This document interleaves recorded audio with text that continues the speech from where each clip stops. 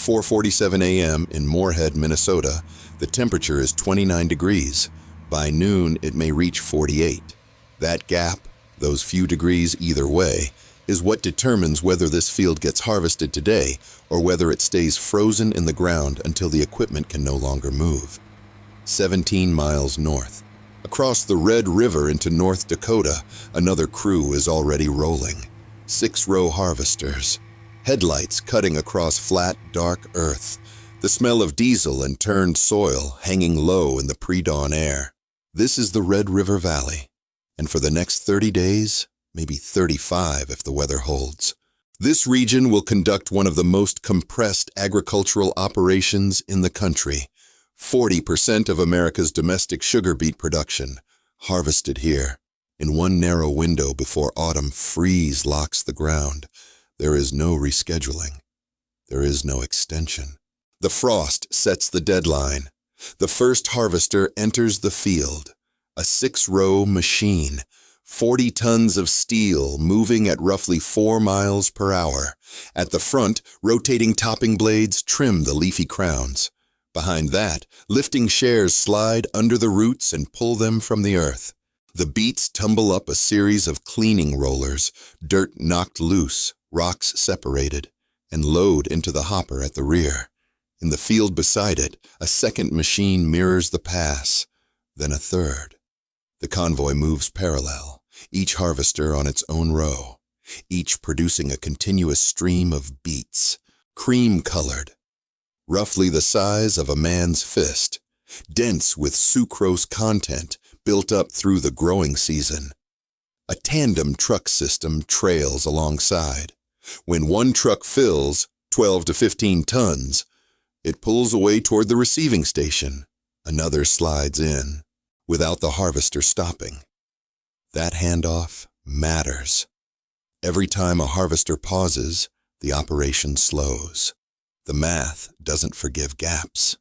The Red River Valley sits on what was once the bottom of glacial Lake Agassiz. The soil is some of the flattest, richest farmland in North America. Dark, heavy, nutrient-dense, what agronomists call Class 1 soils, land that produces consistently, season after season, without much coaxing. Sugar beets like this ground. They were planted here in May, 4 to 6 inches deep, germinated over weeks, thinned, sprayed, irrigated when necessary. The plants spent all summer converting sunlight into sugar. The sucrose moves into the root. By September, sugar content, called the pole percentage, is measured regularly. A strong crop runs 17 to 19% by harvest. But the beet stops accumulating sugar once the ground freezes hard. Worse, a freeze-thaw cycle damages the cellular structure of the root. A beet that freezes and thaws becomes difficult to process. Sugar yield drops. Quality suffers. So the timing is everything. Harvest begins in late September. It must finish before the ground freezes consistently. In a bad year, that window is 28 days. In a good year, maybe 42. The crews plan for 30. Receiving stations spread across the valley. Grand Forks, Hillsboro, Moorhead, Drayton, Crookston. These are cooperative-owned facilities. The farmers who grow the beets are also the members who own the processing plants. When the harvest comes in, it isn't sold to a distant corporation. It goes into a system the growers collectively control. Each receiving station has a daily intake limit. Trucks line up. Beets are sampled for sucrose content and tore weight. The grower's yield is recorded. Loads are directed to outdoor piling areas.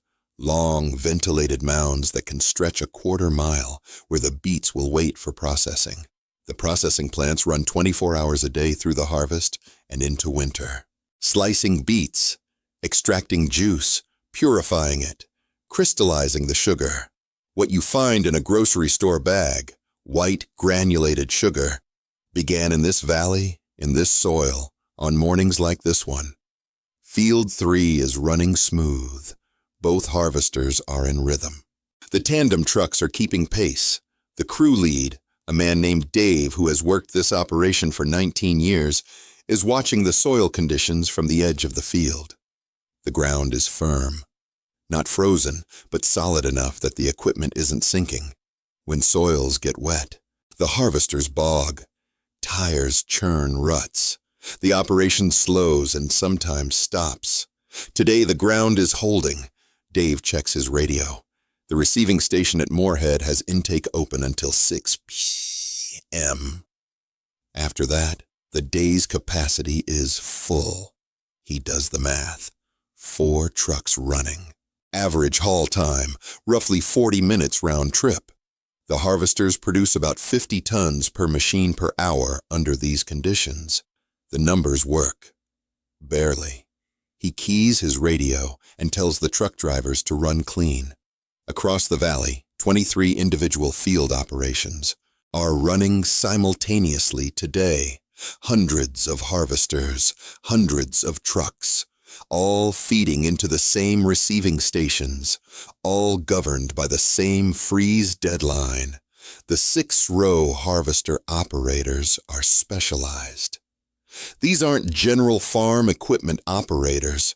They're running machines worth $600,000 to $900,000 apiece at 20-plus hours per day through variable soils and unpredictable conditions. They know how the rollers sound when a rock gets through. They know when the soil is pulling differently than it should. A breakdown in the field stops that row entirely. The machine sits. The tandem trucks reroute. The field lead scrambles to reach the on-call mechanic. Equipment breakdown protocol is immediate. Diagnosis within 15 minutes. Parts are often on the service truck. Every hour a harvester sits. Roughly 50 tons of beets stay in the ground. The sun is fully up now. The frost from overnight has burned off the topsoil.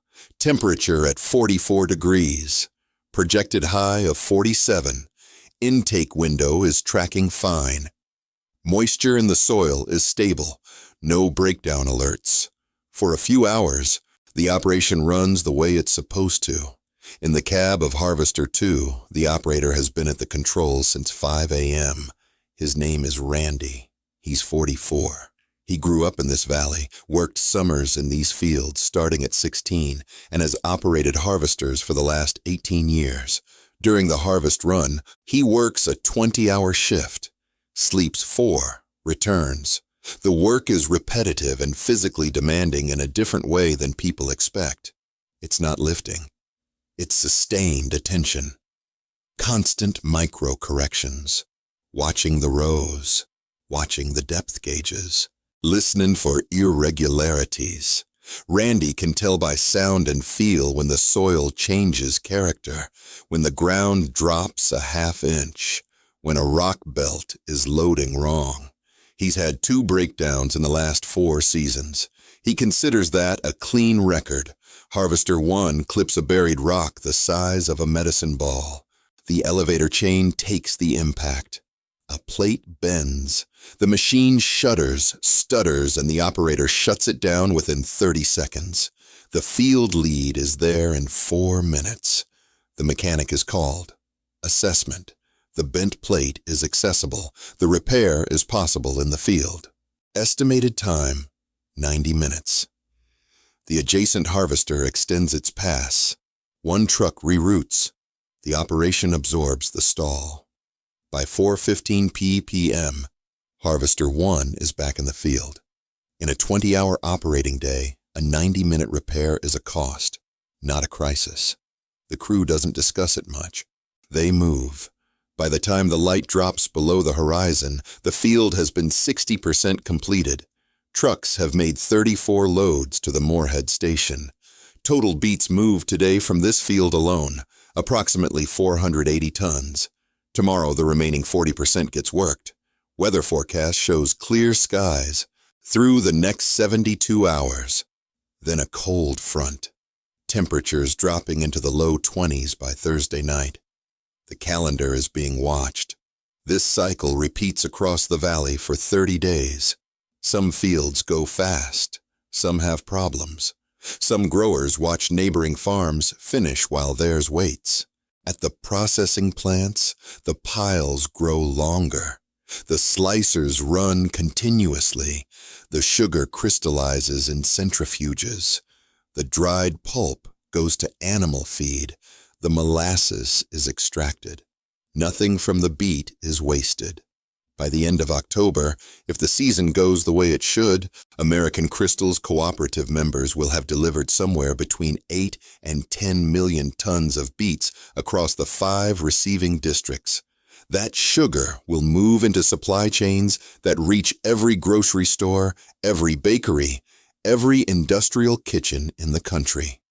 On the last operational day in early November, the final harvester completes its last pass just after sunset. The field lead does a walk. The soil is pocked and churned where the machines ran. Beet tops lie in windrows along the edges. The air smells of earth and cold. The trucks are loaded. The station is notified. The season's tonnage is tallied. The crews begin breaking down equipment. Some operators will stay local through winter. Others will follow other work. Sugarcane in Louisiana, citrus in Florida, or simply home. The Red River Valley will go quiet. The ground will freeze, as it always does. And come May, the planters will return. The field is quiet again, until next season. Under this video, there's a subscribe button. It's a small action, but it helps document the work that happens before the shelves are stocked. If you're drawn to the rhythm of the harvest, to the crews who move with the seasons, subscribing simply means you want to see how America feeds itself. And tell us, where are you watching from? Have you ever worked a harvest? Have you seen one? Share your experience below. That's how these stories travel.